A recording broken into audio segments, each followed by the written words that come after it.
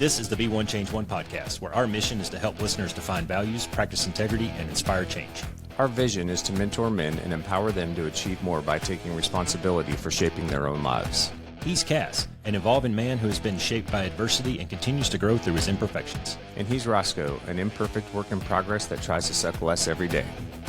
Between us, we have over 40 years of Air Force fighter pilot experience with countless hours as trainers, instructors, and mentors. Join us and learn to take responsibility for your own life as we dive into subjects from leadership to resilience to vulnerability. Be the one who changes their course. Be decisive, driven, and purposeful. Set the example for others. Lead. We wish we'd had this show when we were younger men. Be the one.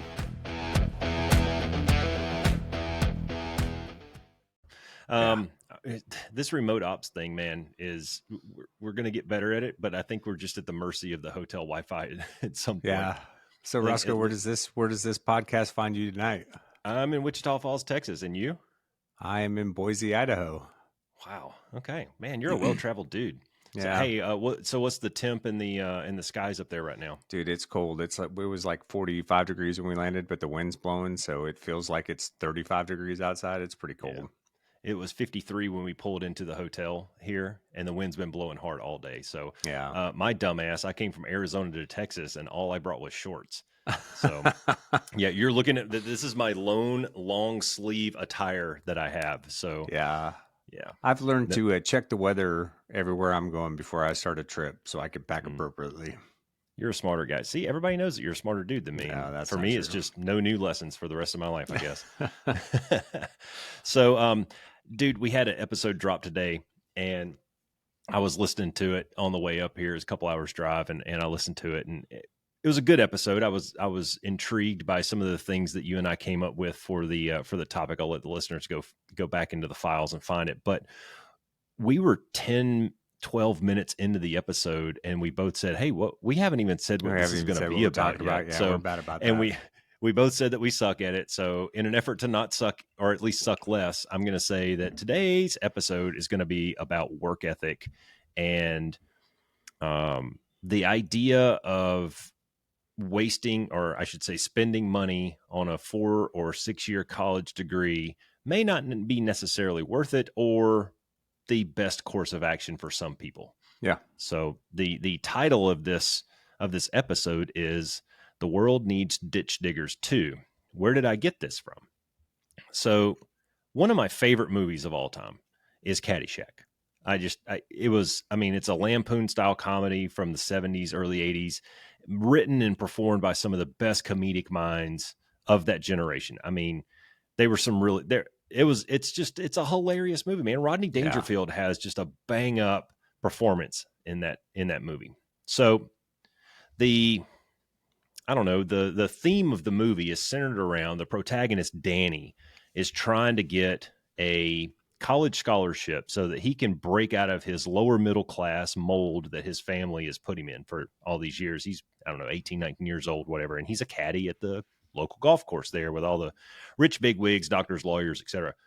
And he's trying to schmooze the head of the golf course, a guy by the name of Judge Schmales, who holds the keys to giving out this college scholarship. And he's out there caddying for the judge one day, and he's trying to talk himself up and boast himself up to, try to win some brownie points and maybe kiss a little ass along the way. And the judge looks right at him and goes, "Well, Danny, the world needs ditch diggers too." All right, now I can see where on the surface that may be a little crude, and some people may take offense to that, but trust us when we say we don't mean this in a negative way. We're not trying to say that people are stupid and all you can get is jobs out on the side of the highway holding the little slow stop sign out there. That's not what we're saying. The angle that we're going to take with it, I believe, is that there are jobs and career fields out there that do not require 4-year college degrees, that you can make a perfectly good, sustainable living, sustain your family, have a lot of fun, learn some really good skills, and do really well in life and find success however you define that. Yeah. Well, and I think what's important to understand is that, we all have different skill sets that we're good at, and we all have different interests, and not all of them require, like you were saying, a 4-year degree or a 6-year degree or a PhD or anything like that. That's not to say that if that's your desire, that's not what you should pursue. But There's a lot of trades out there that people can go into right out of high school. And, after a relatively short period of time in training, some of them are a couple months long, some of them are a year long. And Yeah. then an apprenticeship, you'll be making more money, as a 20-year-old Yeah. day one of the job that you start Hmm. than some of your peers will when they finish their degree 2 years later and enter the workforce with a bachelor's degree. And so I think for me, what I want to do is I want to fight this societal message and notion that the only way that you have value is if you go to college, or the only way Yeah. that you have value is if you're, a businessman or a lawyer or a That's right. CEO, or a fighter pilot for that matter, right? Like Yeah. you don't have to be part of some high performing team necessarily. You're going to be part of a team wherever you're at and you can perform well in that Hmm. role, right? But you don't have to be like I think there's this push like everybody should be a millionaire by the time they're 22 and everybody should be Yeah. influencers overnight, Yeah. and then you got the stuff from the manosphere that's like, hey, you should be rich in 3 months, and if your scheme doesn't get you rich in 3 months, then you're doing it wrong, and it's all a bunch Yeah. of bullshit, man, right? Like there's a lot of this world doesn't work without electricians, without plumbers, without Hmm. framers, without folks that do sanitation, and work at water sewage treatment plants. And I mean, this country would grind to a halt Yeah. without Yeah. the blue collar jobs that people do. Right. So, mechanic, my dad was a mechanic his entire life. My dad turned a wrench Hmm. for his entire life, and he made a very good living for our family. And supported us very well when I was growing up. So I want guys to know that there's nothing wrong with being in a trade, right? And I think that for some reason over the last decade or so, like that's just gotten a little bit of a bad rap. Yeah. I think when I was getting ready to get out of high school, even um, back in the mid 90s, I think that there was just this assumption that people expected us to go to college.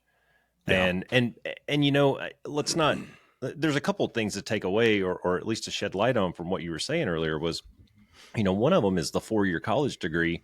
I don't think that 4-year college degree carries the same weight as it did back when you and I were going to school. Maybe I think unless you have a postgraduate degree, you're probably, I don't know, you're not quite there the way it was when we went to school, or Yeah, when we got out of high school. I think it depends on the nature of the degree to a certain extent. But the, That, the yeah, thing is 100%. Yeah. though, but I will tell you now, especially having kids in college now too, like you can see that universities have created pathways that almost force students into going into a master's program. Because Hmm. if you go into something like, let's say, biology and you get a 4-year degree in biology, well, great. You may be able to go get a job at a pharmaceutical company or something like that with a baseline biology degree. But really, unless you specialize in something past that 4-year degree with a master's that Yeah. focuses on a particular aspect of whatever that initial degree was Yeah. in, like your outlook's not nearly as good, right? And so Yeah. I think because college has become such a um, Business. yeah, well, it's become a business, and there's so much pressure for kids to go now too that I think that in some ways they've taken a little bit of advantage of that. And Oh, there's a lot of 100%, man. there's a lot of degree 100%. programs that you can come into, and that's why you see and you hear all these stories about kids that go to school for 4 years and they come out and they're making $25,000 a year at an entry level position. And they're like, "What the heck, man? I just spent Yeah. $150,000 on college, and this is the best I can do." So Yeah. Well, there's layers to that too, though. So just backing up the truck just a minute. Uh, if you were to, well, let's say you go to school, you get convinced that you're supposed to go to school for 4 years, and the average cost of college for a year is somewhere around $35,000. So you take out some student loans. Maybe mommy and daddy couldn't pay for it, or you just weren't quite the cut that earned a scholarship. So you come out of there after 4 years with $140,000 in debt. And I was told once to never do math in public, but I think that's pretty darn close.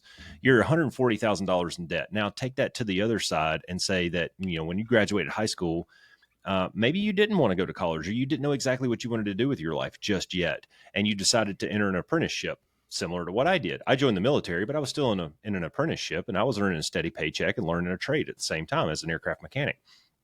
That guy who does that is earning a paycheck instead of going in debt. He's earning money, and he's getting benefits, and he's paying into a 401k, and potentially earning a pension, and he's getting work experience in his career field. Yeah. And all of those things add up to, it's definitely more in the green column than the red column. Oh, by the way, this guy who goes to college, goes $140,000 in debt, gets out of school, and then realizes that the degree that he just went to school for 4 years, he was training for a job that either doesn't exist or doesn't pay enough to pay back his student loans. So he's going to go take another job. Yeah. Now, I mean, I guess you could go down the road like you and I, me personally, I won't speak for you. I'll let you do that, but I don't use my college degree. My college degree was a door opener that got me into a career field that I wanted to get into.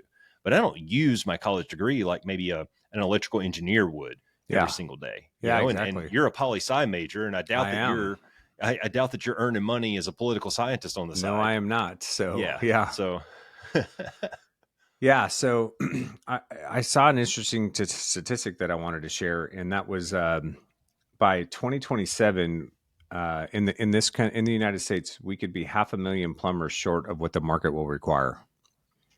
And that said, only 17% of high school and college students are interested in pursuing careers in construction trades.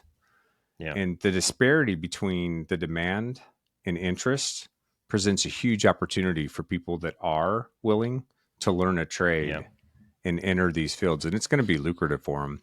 Yeah. I mean, I can give an example of one of my kid I know who out of high school wasn't sure what he wanted to do, kind of bounced around for some, just jobs here and there for the first year or so after high school, decided to go to a welding program. I think the welding program that he went to was like 6 months long. Then he did a 6-month apprenticeship, and he's making like, I think around $80,000 a year now as a welder, because the demand is just so high for those guys. Yeah.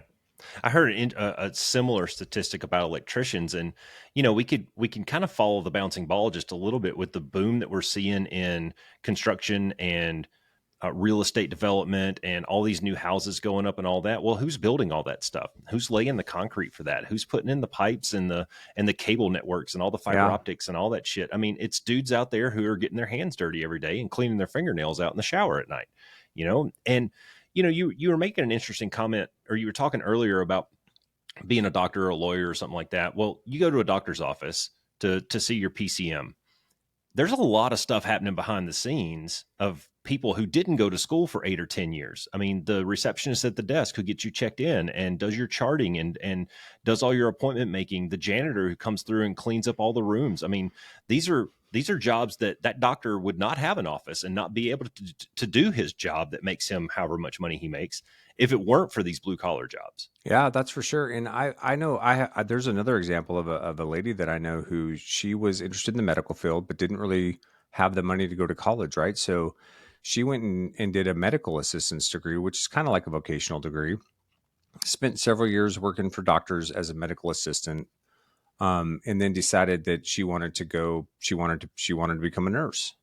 And so through the folks that she had worked with, some of the doctors that she had worked with and stuff, they kind of helped her still work, but be able to go to school. She ended up getting her nursing degree, and now she's like a trauma nurse on helicopters, right? So when there's the big crash on the freeway or whatever, they helicopter in and pick everybody up. She's one of the people that does that thing. Loves her job, makes a great living. So it can, there's steps that can be involved with all of that too, right? Mm-hmm.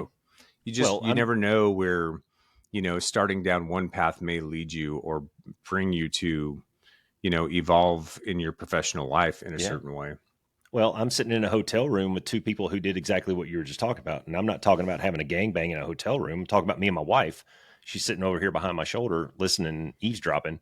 But I joined the military, entered the apprenticeship, and after 5 years, I used the money and the benefits that I had from that to go to college and then get me the job that I wanted. She did the exact same thing. She joined the Air National Guard. She did that for 6 years while we were getting married, starting to raise our family and everything. But that guard job that she got enabled her to pay for her nursing school, and she got an RN degree at the end of that. So, people, like, you can use these as stepping stones. This is not...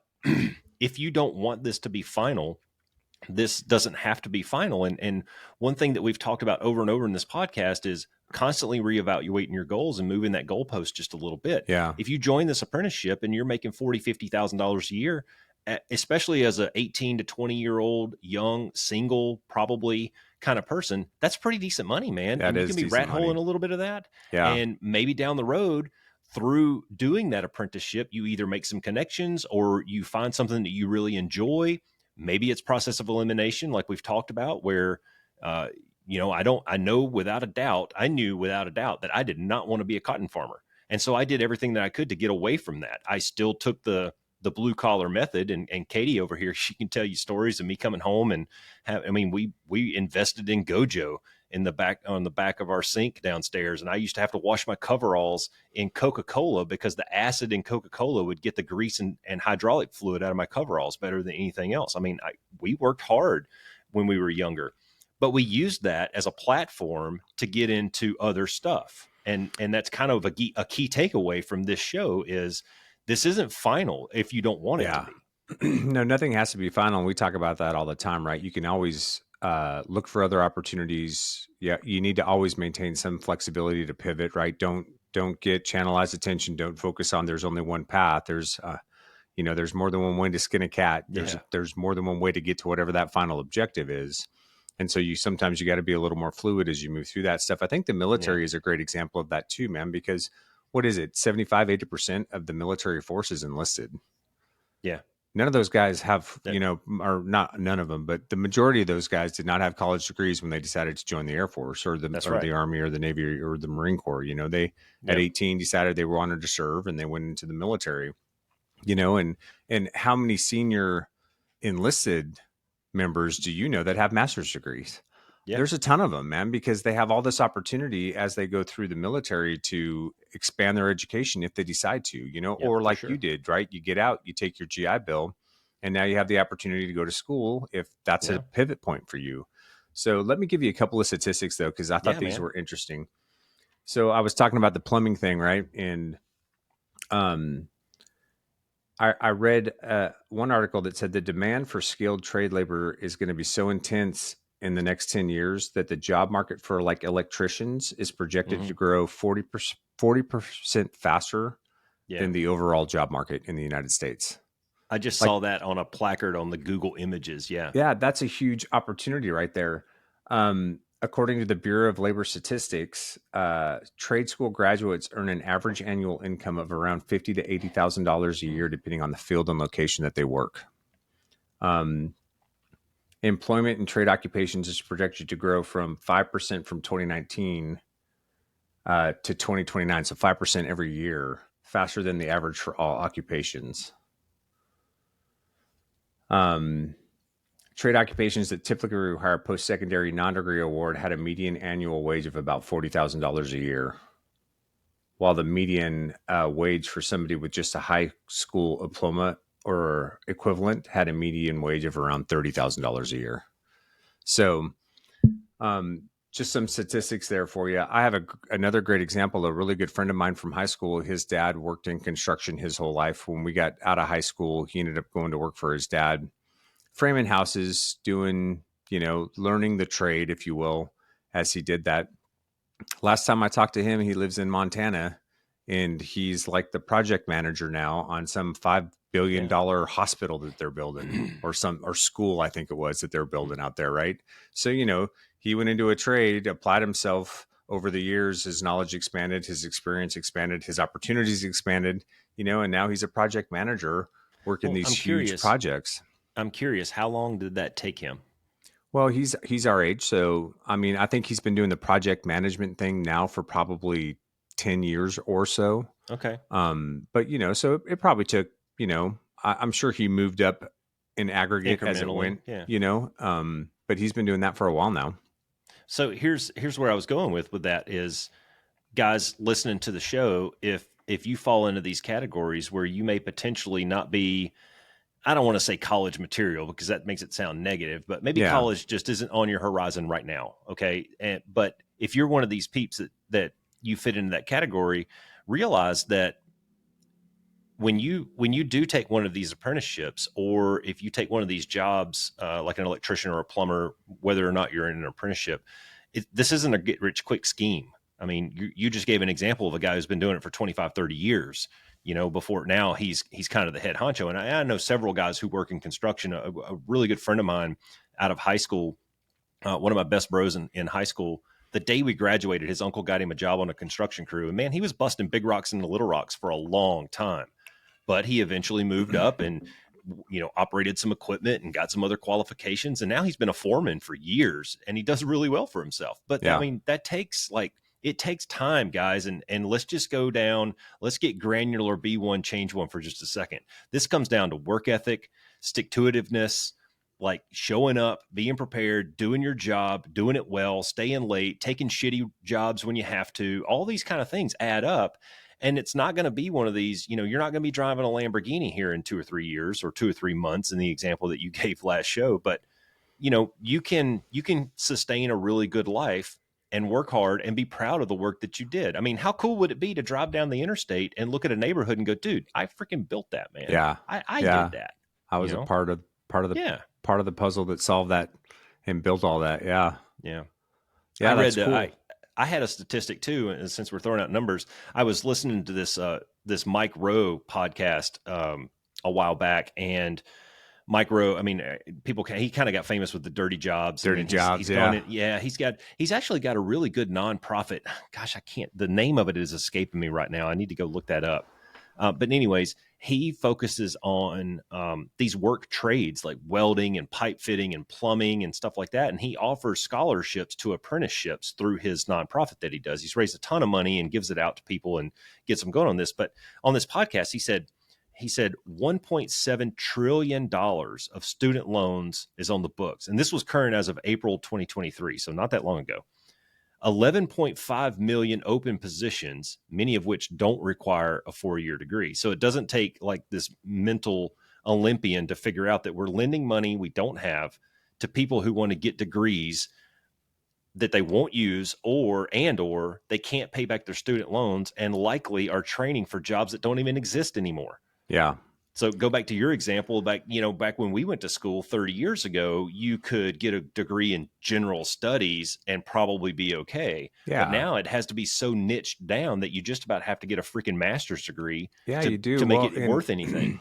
I mean, and you make a good point, because one thing that we haven't even mentioned is like how AI is going to change so many things in the workforce, in the next 10 years, and the jobs that's going to impact. And, I don't know which jobs those are going to be, but I can guess that,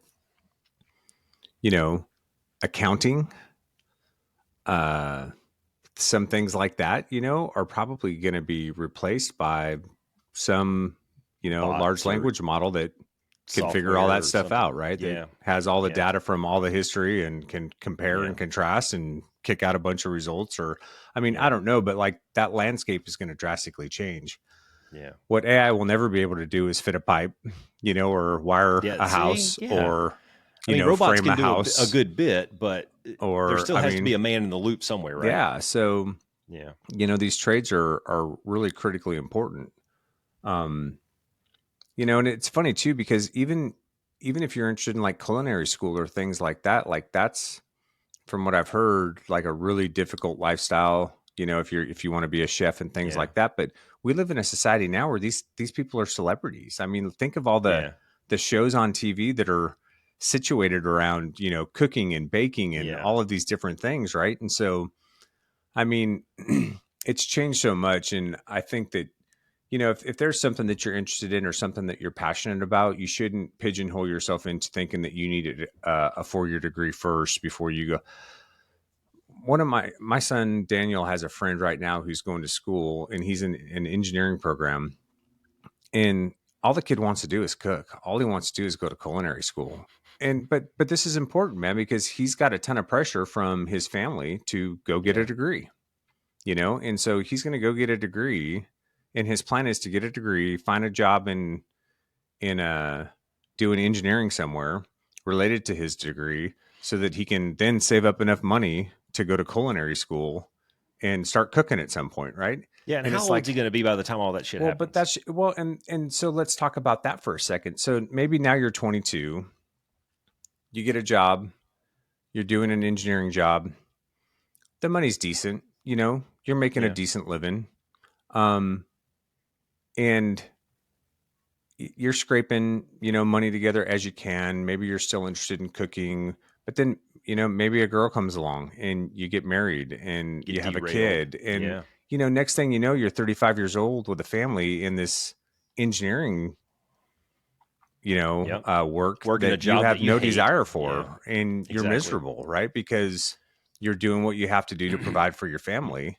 And you miss that window of opportunity that you have when you're younger and you don't have the attachments or the responsibilities or the Yeah. things that maybe kind of tying you down or holding you back to go explore those things that you think you're really interested in. Like, Hmm. that's the other piece of this. If we want to go be one, change one, right? We've talked about this, man. If you're curious about something and you're a young man, now's the time. Yeah. Because If life you happens. think you might be interested in something, now's the time to go figure out if that's for you, right? This is Yeah. the opportunity to explore it, because the opportunity for you to do those things as you get older in life become much more difficult.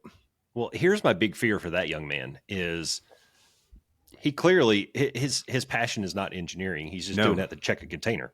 Yep. Right. So He's doing it how to much, he's doing it to yeah, appease his family. exactly. So, well, that's a fallacy right there. If you're doing shit for someone else and you're doing it for the wrong damn reasons. Yep. Right. But how much effort is he putting into that job?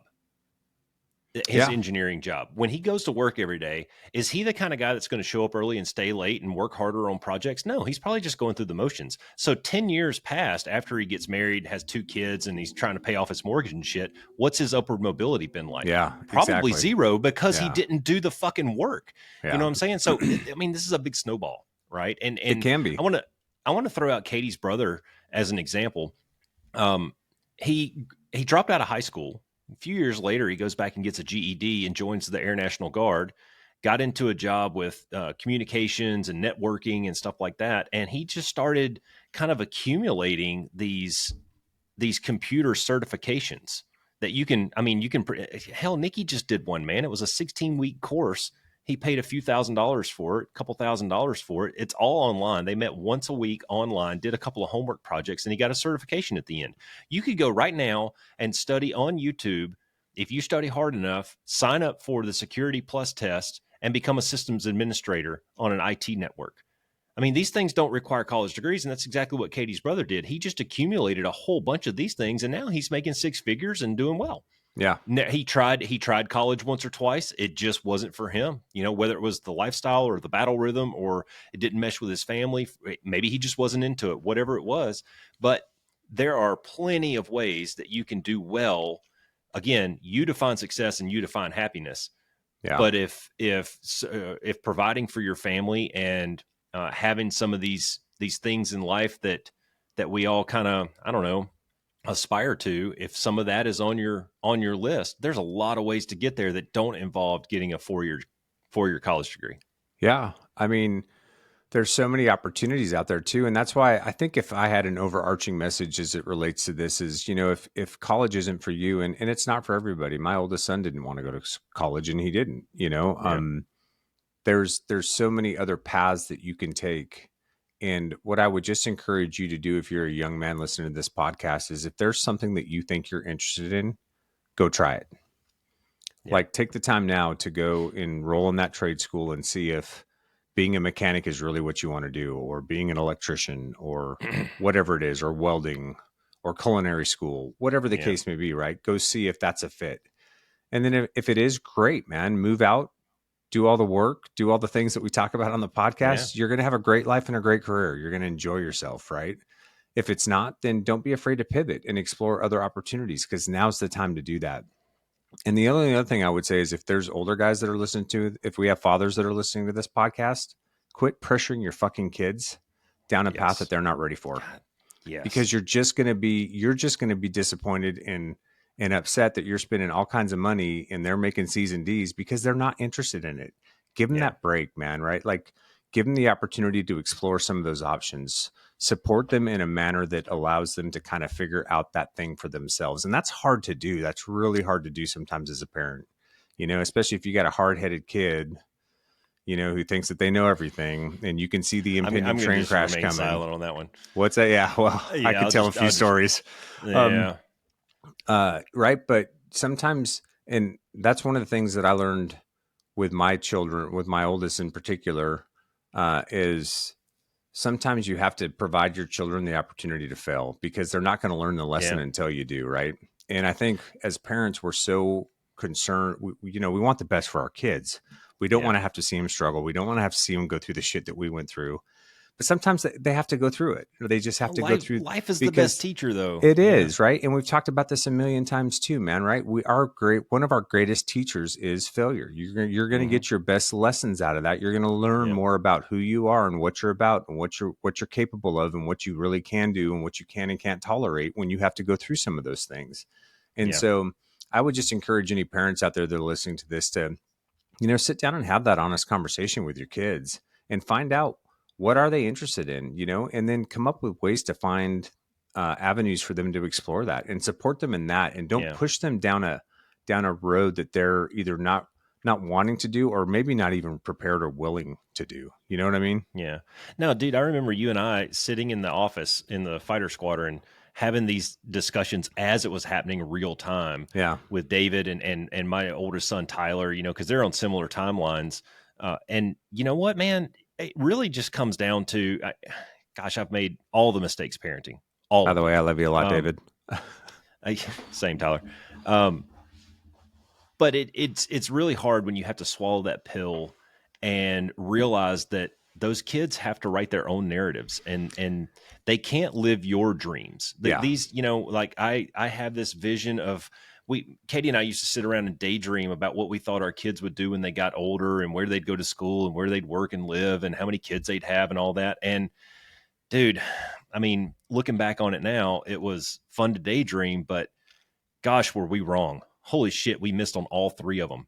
Like, not even close. And, Yeah. to follow up on that a little bit, I'll give you here's a like something proactive or tangible that you can take away with. I told you that Nikki did this computer course. He did it back in the spring. Well, it started about this time last year. He was out at my house on a Sunday afternoon watching football, and I've been kind of asking him. He at the time he was 20 years old. I kept asking him, like, well, what do you want to do? You're going to work construction forever. If you are, great. Then you need to start moving up a little bit. You've been here 2 years. Start working some equipment. Go to a different team and learn a different skill or something like that. His problem is right now he likes the people that he works with. Mm-hmm. It's not necessarily the work, it's the people that he gets to hang out with every day. He likes his team, and there's value in that. There absolutely is value in that. But if this is something that you aspire to as a career, you've eventually got to branch out. You've got to get experience in other areas so that one day you can be the supervisor, and then maybe the foreman and the superintendent, etc.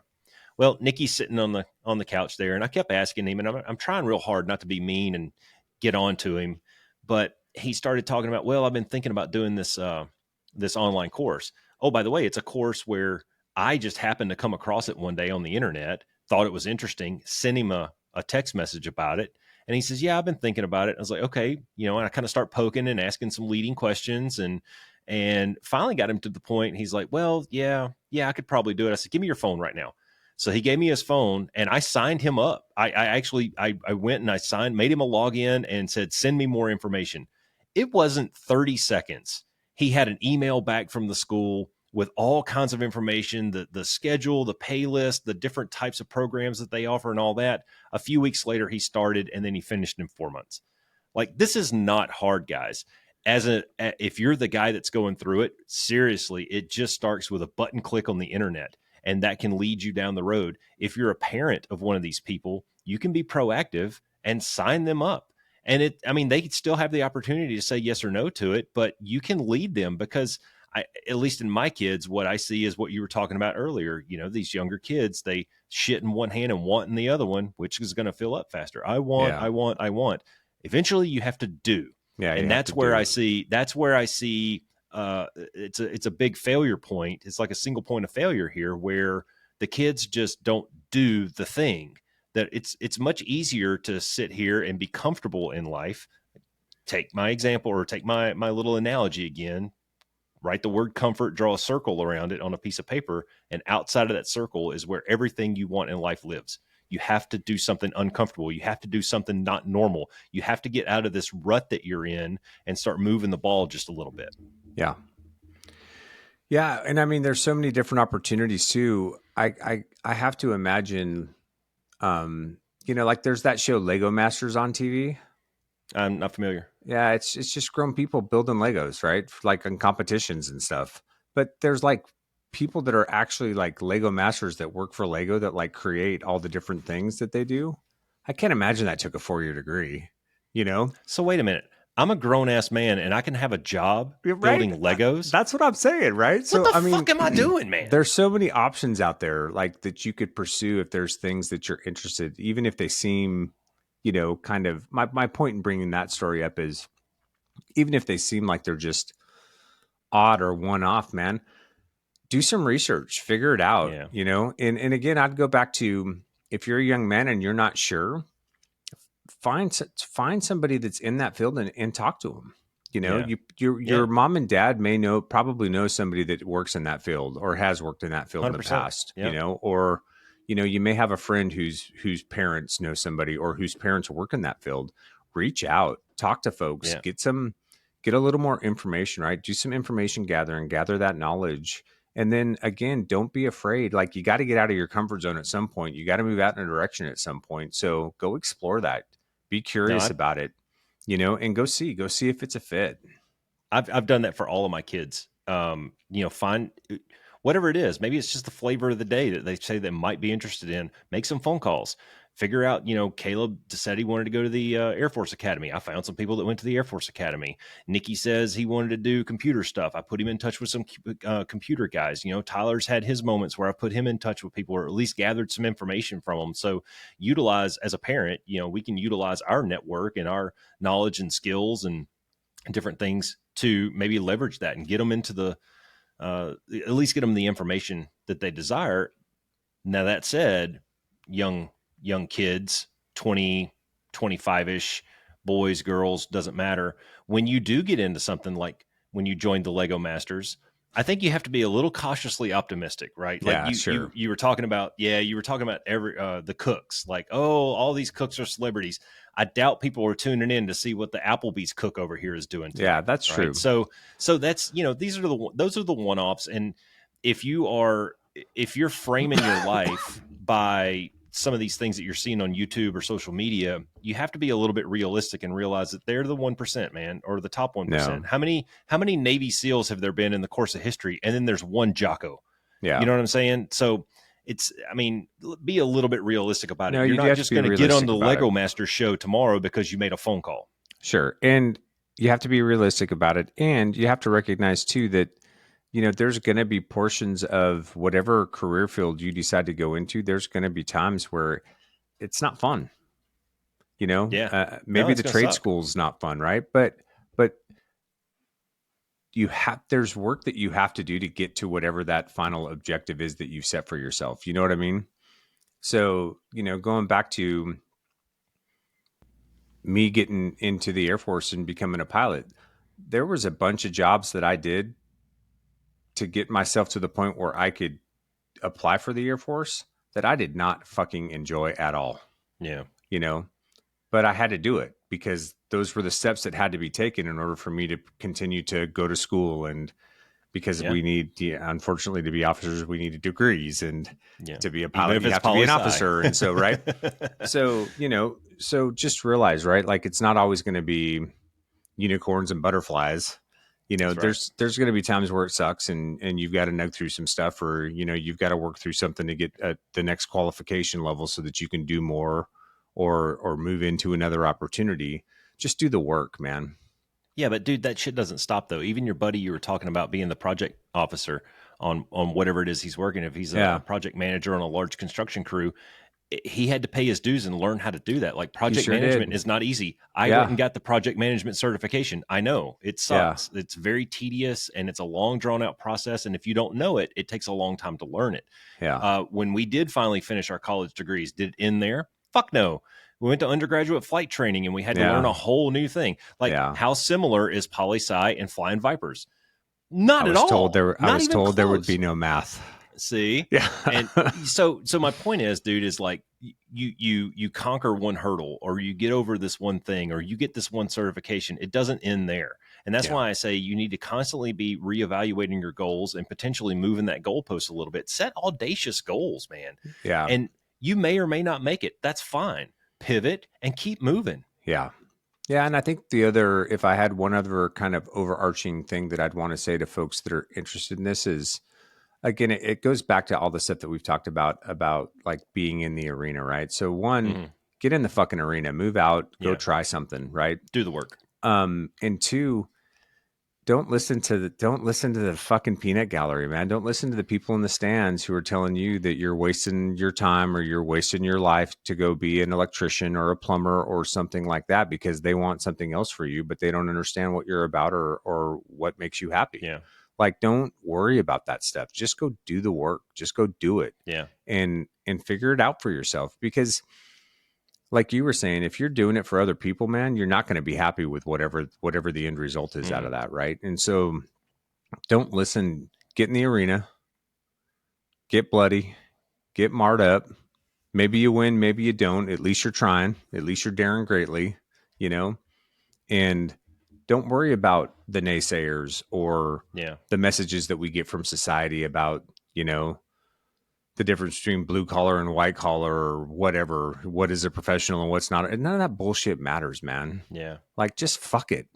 Fuck all those people. Fuck all that messaging. Just go do your thing and be really fucking good. And when you do, be really fucking good at it. Well, you may not be really good at it in the beginning, but you can try really fucking hard. Yeah. I mean, I sucked. You have to put forth the effort, man. And like, gosh, dude. I remember going up on one of my very first BFM sorties with a weapons officer when I was a brand new wingman, and he went. I won't describe what happened because it won't make it sense to anybody but you and me. Long story short, we get back. We're in the debrief. He goes, "Well, you're not very good at." He's like that. Yeah. He's like, we get back. He goes, "Well, you're not very good at this, are you?" And I'm like, "Thanks, not today, man. but well, no, I haven't done BFM. You know, I had 4 BFM rides and in offense at the B course, and I haven't flown BFM since. So no, I'm not very good at this. Can you teach me?" But that's framing the discussion, though. Hey, the best debriefs are like, well, that sucked. Yeah. But my point is that you're not going to be very good at the beginning, but guess what? That's just part of the process. That's how we learn. Yeah. Well, I mean, and my recent examples are in the last couple of years, dude. I mean, B1 Change One podcast. People have listened to me talk now for 20 episodes or so, and you know that I am not a master of the English language by any means. Yeah. What the hell do I have any business writing a book? Right. So I sit down and I start jotting some stuff down. I like telling stories, and I figured it can't be that hard. Right, dude. When I got that book back from the editor, I'm not exaggerating when I say that there was more red than there was black. Yeah. Like, nothing will humble you more than getting your writing back from an editor. It was terrible, dude. And so I say that I wrote a book, but really my editor wrote the book. Sure. But you know what? I tried. Yeah. I mean, I put my best foot forward, and I edited it. I edited it 4 or 5 times. Katie edited it 4 or 5 times, and the editor still tore it to pieces. Like, but that's, that's her profession. That's what she gets paid to do. And I was just having fun writing words on a piece of paper. But in one of those books, I tried to tell this really cool story about going to a Cardinals football game.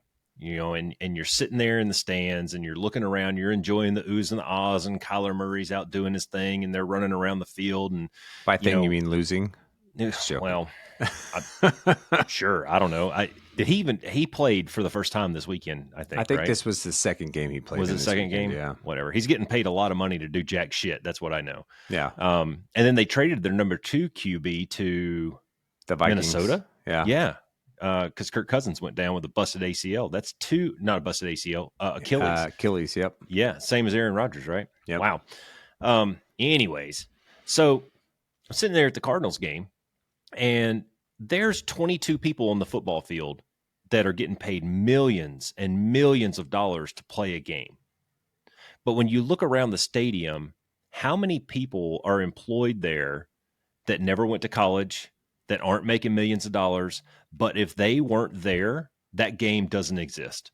I'm talking about the guys who put together the sound, plugging all the wires into the soundboards, probably the announcer, maybe. Like you don't have to go to college to develop a radio voice. Maybe you just had that gifted to you, or you just practiced through doing some Toastmasters classes, or the guys who changed the light bulbs at the top of that stadium on those big fucking cranes. The guys who grow the grass out there that these guys are playing on. And for people who don't know, the State Farm Stadium here in Glendale, Arizona, it's real grass. They wheel that shit outside. The whole field moves outside on tracks. They grow the grass out in the sun, and then on Sundays, they pull it back into the stadium. So the greenskeepers out there, those guys out there working that grass and painting the fields and making everything pretty. The dude's pouring your drinks every Sunday so you can go hoot and holler and throw beer cans at people. Yeah. I just heard an interview with Jason Kelsey, and I guess on his bye week, he went to one of the football games and sat up in the booth with, I think, like Al Michaels and Kurt Herbstreit for a game or something. And he was talking about how, like, because he's getting close to retirement, and so people are asking him, "Oh, are you going to go do the announcing gig and everything like that?" He was like, "Dude, I had no idea," because he gets there and he's sitting in the booth, and there's all these people behind that are working things. There's these TV monitors. People are putting stuff up on the TV monitors. There's a producer talking to Al. There's a producer talking to Kurt. He went down after the fact, and he went there. They have like 3 trucks out there that, like, they have 15 people sitting in each truck that are, cutting the different frames, working the 30 cameras that they have on the field. Yeah. So then you got 30 cameras. And he was like, I could not believe how many people were involved behind the scenes to make those 2 look like they know what they're talking about for 15 seconds at a time. Well, now those dudes do their homework. I mean, they study all week and they interview the players, and that's not to take away. No knock against those guys. They're complete professionals on what they do. And I got a funny story too. So when I was in college the first time, my failed attempt right after high school, there's another shameless plug to not go to college after high school. I majored in all the wrong things. Turns out that when they said go to college, they meant go to class, and I didn't make that connection. Whatever. So anyways, the University of North Alabama, this was in fall of 94, maybe fall of 95-ish, somewhere around there. They were on like a 3 or a 4 national championship streak, like undefeated, winning national championships. They were D2 school, and they were badass, dude. So they went to the fucking national championship that year, and I'm laying in bed. It's a Saturday morning. I'm laying in bed, and I get a phone call from one of my buddies who was like the president of the student body or some shit at the college, right? He's one of our fraternity brothers or something. And he calls me up and he says, "Hey man, you want to make $50 today?" "Sure. What are we doing?" I mean, I'm a college kid. I'll take money.